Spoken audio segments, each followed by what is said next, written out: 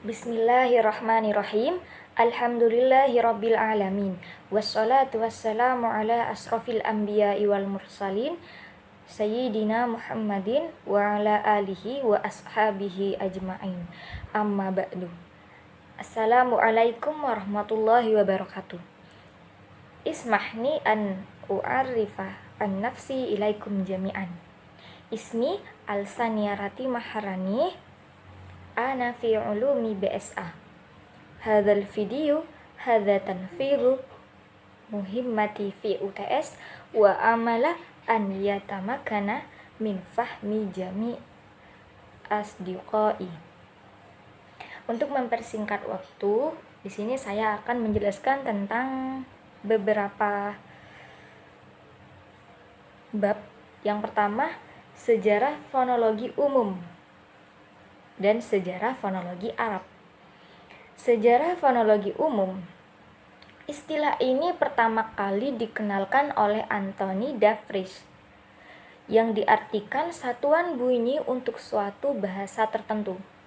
Selain itu, Saussure mendefinisikan sebagai prototip unik dan hipotetik yang berasal dari bermacam bunyi dalam bahasa. Awal mula kemunculan dari fonologi umum dapat dikaitkan dengan kelahiran fonem. Nah, untuk mengetahui lebih lanjut bagaimana perkembangan fonologi umum dapat kita pelajari dari berbagai aliran yang akan saya sebutkan berikut. Yang pertama, aliran Kazan. Aliran Kazan ini tokoh utamanya ialah Baudoin de Courtenay. Menurutnya, bunyi-bunyi yang secara fonetis berlainan disebut alternan, yang berkerabat secara histeris dan etimologis. Dengan begitu, meskipun dilafalkan berbeda, bunyi-bunyi itu berasal dari satu bentuk yang sama. Nah, yang kedua ada aliran Praha. Tokoh utama dari aliran Praha ini ialah Trubetskoy. Ia mendefinisikan fonem sebagai kumpulan ciri pembeda karena mampu membedakan bunyi bahasa tertentu dari yang lain. Yang ketiga, aliran Amerika. Tokoh utama pada aliran ini ialah Edward Sapir. Menurutnya, sistem fonologi umum bersifat fungsional. Nah, dalam aliran Amerika ini juga ada tokoh utama satu lagi yang melanjutkan pendapat dari tokoh utama sebelumnya. Ialah W.F. Twaddle yang menegaskan bahwa satuan-satuan fonologi umum bersifat relasional. Yang keempat, aliran Inggris. Tokoh dari aliran Inggris ini ialah Daniel Jones. Ia menggambarkan fonem sebagai realitas mental.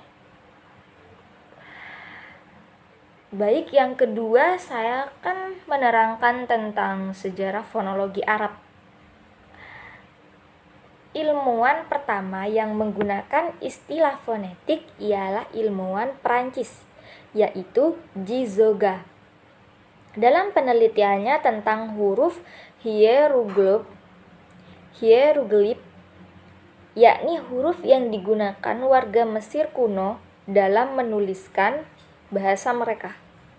Nah, jauh dari sebelum Gizoga ini meneliti pada abad kedua Hijriah, fonologi Arab ini telah memiliki akar historis yang kuat di tanah Arab, tepatnya sejak Al-Quran diturunkan.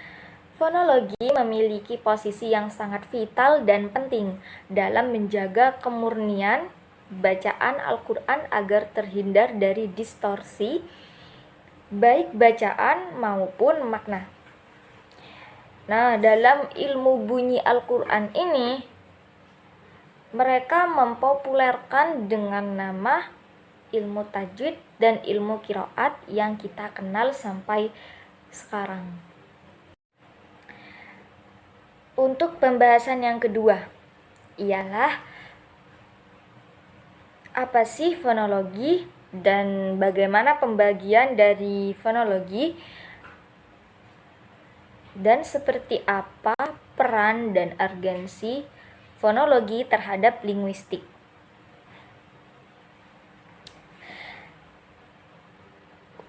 Untuk pengertian fonologi. Fonologi itu secara etimologi atau secara kata berasal dari gabungan kata fon yang berarti bunyi dan logi yang berarti ilmu. Jadi dapat diartikan, dapat digabung bahwa fonologi ialah menyelidiki bunyi bahasa hanya menurut segi fungsional untuk membedakan makna. Ada salah satu filsuf yang juga mendefinisikan apa itu fonologi. Menurut Kraft, fonologi ialah bagian dari tata bahasa yang mempelajari bunyi-bunyi bahasa. Nah, selanjutnya tentang apa saja pembagian dari fonologi. Fonologi itu terbagi menjadi dua. Yang pertama fonetik dan yang kedua fonemik. Fonetik ialah cabang linguistik yang meneliti bunyi-bunyi bahasa tanpa melihat apakah bunyi-bunyi itu dapat dibedakan makna katanya atau tidak. Nah, jenis-jenis dari fonetik ini ada 3. Yang pertama, fonetik artikulatoris. Fonetik artikulatoris ialah fonetik yang meneliti bagaimana bunyi-bunyi bahasa itu diproduksi oleh alat-alat ucap manusia. Selain itu, ada juga nih, fonetik artikulatoris juga membahas tentang masalah-masalah alat-alat ucap yang digunakan dalam memproduksi bunyi bahasa, bagaimana bunyi bahasa itu dibuat, klasifikasi bunyi bahasa yang dihasilkan, serta apa kriteria yang digunakan, dan juga membahas tentang mengenai silabel, mengenai unsur-unsur. Nah, yang dimaksud mengenai silabel ini ialah silabel itu sama seperti suku kata. Dan mengenai unsur-unsur seperti tekanan, jeda, durasi, atau nada. Yang kedua, fonetik akustik. Fonetik akustik ini mempelajari tentang bagaimana bunyi bahasa menurut aspek-aspek fisiknya. Fonetik akustik membahas tentang frekuensi, getaran, amplitudo, intensitas, dan timbrenya. Dan yang ketiga, fonetik audiotori. Fonetik audiotori ini sendiri meneliti bagaimana bunyi-bunyi bahasa itu diterima oleh telinga, sehingga bunyi itu didengar dan dapat dipahami. Pembahasan fonetik audiotori ini membahas tentang mengenai struktur dan fungsi alat dengar. Biasanya, fonetik audiotori ini menyambung dalam ilmu kedokteran. Untuk yang kedua, fonemik. Macam yang kedua dari fonologi itu fonemik. Fonemik sendiri ialah cabang kajian fonologi yang mengkaji bunyi-bunyi bahasa dengan memperhatikan fungsinya sebagai pembeda makna, yakni kata. Bagian-bagian dari fonemik ini ada 2. Yang pertama, gugus fonem dan deret fonem. Gugus fonem itu artinya 2 buah fonem yang berbeda tetapi berada dalam sebuah suku kata, sebuah silabel.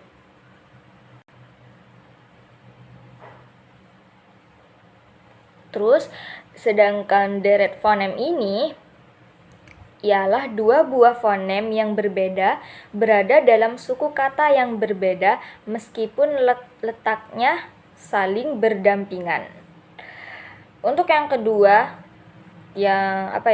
untuk bagian dari fonemik yang kedua ialah perubahan fonem.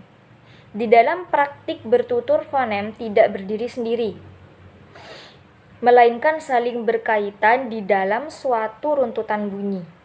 Oleh karena itu, secara fonemik, akibat dari saling berkaitan dan pengaruh tersebut mempengaruhi bunyi-bunyi itu bisa saja bisa berubah. Penyebab perubahannya itu ada beberapa, seperti akibat adanya koartikulasi, akibat pengaruh bunyi, lingkungan, dan akibat distribusi, akibat morfologi, dan akibat perkembangan sejarah. Untuk pembahasan yang ketiga ialah produksi bunyi atau suara atau bahasa. Di sini saya mengambil beberapa poin. Poin pertama itu apa sih definisi dari produksi bahasa, bunyi, atau suara? Produksi sendiri secara etimologis atau bisa disebut secara bahasa diartikan sebagai menghasilkan. Nah, jika kita gabungkan dengan memproduksi bunyi atau suara atau bahasa, dapat diartikan bahwa menghasilkan bunyi, menghasilkan suara, menghasilkan bahasa. Lalu di sini ada 3 faktor yang perlu dilibatkan dalam memproduksi bunyi atau suara atau bahasa. Yang pertama, sumber tenaga. Yang kedua, alat-alat ucap. Yang ketiga, artikulator. Poin yang kedua di sini adalah alat-alat ucap untuk memproduksi suara atau bunyi atau bahasa. Ada 9 alat ucap. Dan tentu alat ucap ini juga salah satu bagian dari tubuh kita. Ialah bibir, gigi, langit-langit keras, langit-langit lunak, gusi dalam, lidah, rongga kerongkongan, pangkal tenggorokan, dan paru-paru sebagai alat pernafasan. Poin selanjutnya itu adalah tempat keluar untuk memproduksi bunyi atau suara atau bahasa. Ada 5 tempat keluarnya. Yang pertama, al-jauf, rongga mulut, seperti alif, ya mati, dan waw mati. Yang kedua, al-halku, tenggorokan atau kerongkongan, seperti hamzah, a, ha, ain, ha, ghoin, kho. Yang ketiga, tempat keluar yang ketiga adalah al-lisanu, yang artinya lidah. Huruf-hurufnya seperti qaf, kaf, dha, shin, zai, sin, nun, ro, sod. Yang keempat, tempat keluar yang keempat ialah asyafatain. Asyafatain ini artinya kedua bibir. Huruf-hurufnya adalah ba, mim, fa, waw. Yang kelima, al-khayshum, artinya saluran hidung. Biasanya al-khayshum ini termasuk tempat keluar bagi huruf-huruf yang dibaca gunnah, seperti nun bertasydid atau mim bertasydid. Selanjutnya, poin yang keempat, sifat-sifat dalam memproduksi bunyi atau bahasa atau suara. Ada 2 macam, saya bagi menjadi 2 macam. Yang pertama, sifat-sifat yang memiliki lawan, seperti jahar dan hamas, ialah jelas dan samar. Yang kedua, syiddah dan rohowah, ialah keras dan lunak.